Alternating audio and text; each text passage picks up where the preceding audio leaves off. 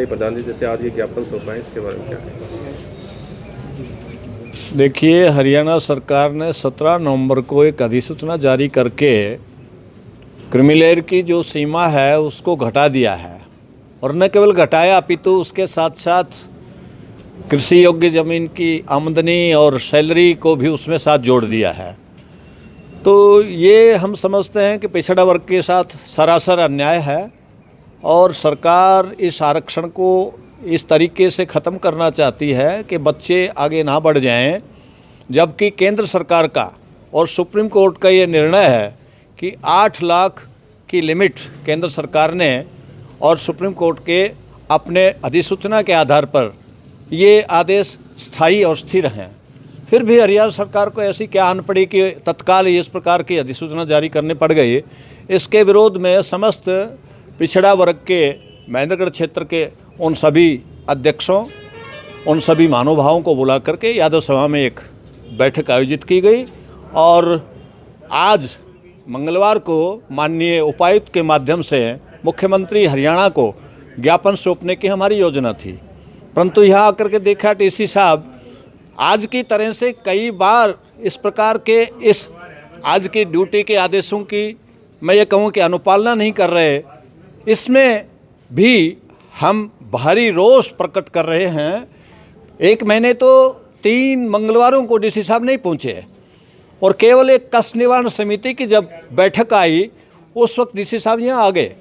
तो हमने माननीय एसडीएम साहब को अपना ज्ञापन सौंप दिया है और हमें पूरा विश्वास है कि वो हमारी इस आवाज़ को सरकार तक पहुँचाएंगे। जैसे आज ये एसडीएम साहब को ज्ञापन दिया है, किस कारण को लेकर?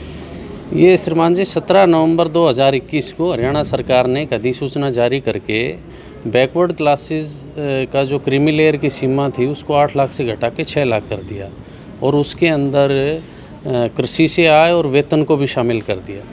तो ये पूरे पिछड़ा वर्ग समाज के हकों के ऊपर कुठाराघात है और परोक्ष रूप से सरकार इस आरक्षण व्यवस्था को ख़त्म कर देना चाहती है। तो इस मामले में हमने सरकार से मनोहर लाल खट्टर जी से ये मांग की है कि केंद्र सरकार की तर्ज के ऊपर क्रीमी लेयर की सीमा को 6 लाख से बढ़ा करके 8 लाख किया जाए और इसके अंदर से वेतन और कृषि आय को हटाया जाए। तो जैसे सरकार आपकी मांगे नहीं मानती है तो अगला कदम क्या होगा?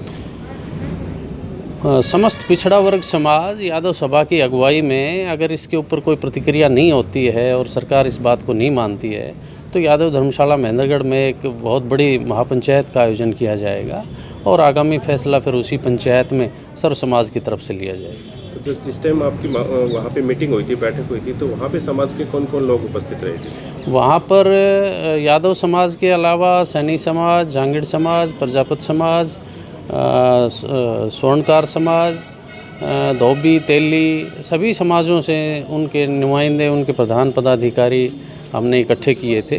और आज भी हमारा भीड़ इकट्ठा करने का कोई उद्देश्य नहीं था, केवल सरकार तक हमारी मांग पहुंचाने की बात थी।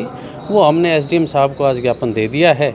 अगर सप्ताह 10 दिन में इसके ऊपर कोई सरकार कोई निर्णय नहीं लेती है तो फिर हम पूरा पिछड़ा वर्ग समाज एकजुट होकर कोई आगे की रणनीति बनाएगा और सरकार के ऊपर दबाव बनाएगा। इस टाइम तो आपने ये कहा था डीसी साहब को ज्ञापन देंगे, तो अभी डीसी साहब नहीं मिले, उसके कारण आपको देना पड़ा? आज हमें विश्वस्त सूत्रों से पता लगा कि डीसी साहब शायद ना आ पाए, तो हमने जो लोग 11 बजे का समय देकर इकट्ठे किए थे, सभी को विवाह शादियों का सीज़न चला हुआ है, अपने अपने काम धंधे हैं, ये सब देखते हुए चूँकि चाहे वो एसडीएम साहब के माध्यम से दिया जाए, उपायुक्त साहब के माध्यम से दिया जाए, वो सीएम साहब तक वो ज्ञापन जाना था और बिल्कुल अच्छे तरीके से एसडीएम साहब ने हमारा ज्ञापन स्वीकार किया और प्रशासन की तरफ से आश्वासन भी दिया। तो जैसे ये आरक्षण को लेकर के जैसे ऑल ओवर हरियाणा में इस तरह की मुहिम चलाई जा रही है? हाँ, ये हरियाणा सरकार का फैसला है और पूरे समस्त पिछड़ा वर्ग समाज के हकों के ऊपर ये कुठाराघात है।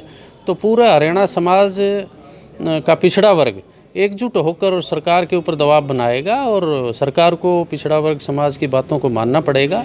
मैं आपके माध्यम से न केवल पिछड़े वर्ग के विधायक, सांसद और नेताओं बल्कि पिछड़ा समाज के मतों से विजयी होने वाले समस्त विधायक, सांसदों और राजनेताओं से हम आग्रह करना चाहते हैं कि इस बात को बड़े बुलंद तरीके से उठाएं और सरकार से ये पिछड़ा वर्ग की बात को मनवाने की कोशिश करें, नहीं तो फिर समाज को उनका बहिष्कार करने से भी परहेज़ नहीं करेगा।